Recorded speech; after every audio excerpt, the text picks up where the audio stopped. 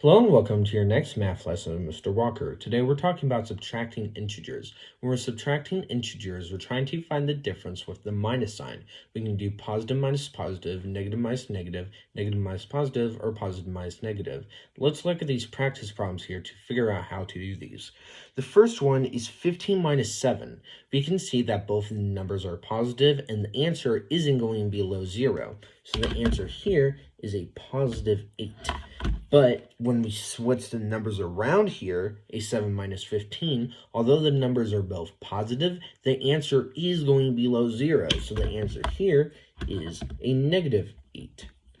Now, let's look at an equation here that has both negatives, a negative 3 minus a negative 10. What we're doing is we're making these two negative signs here actually into a positive. And what we're doing is we're switching the numbers around, having it being a 10 minus 3, and the answer here is a positive 7.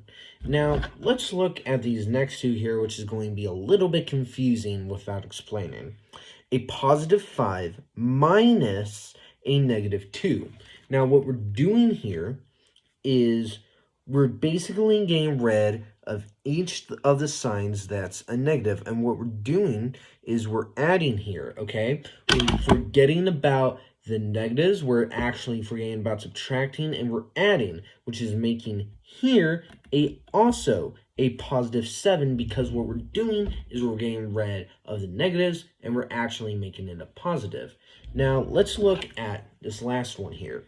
A negative 8 minus a positive 3, and I don't want you getting confused here.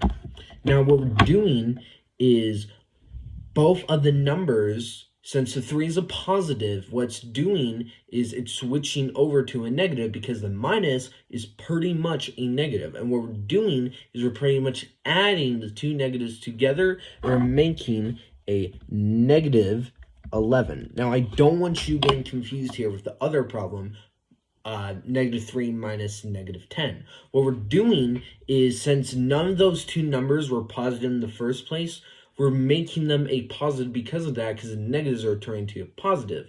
But since the 3 was a positive to begin with and switching over to a negative, it's staying negative because of the reason. Now let me give you the practice problems you're going to have to do on your own. These are your practice problems for the night. Try them out for homework and we'll review tomorrow.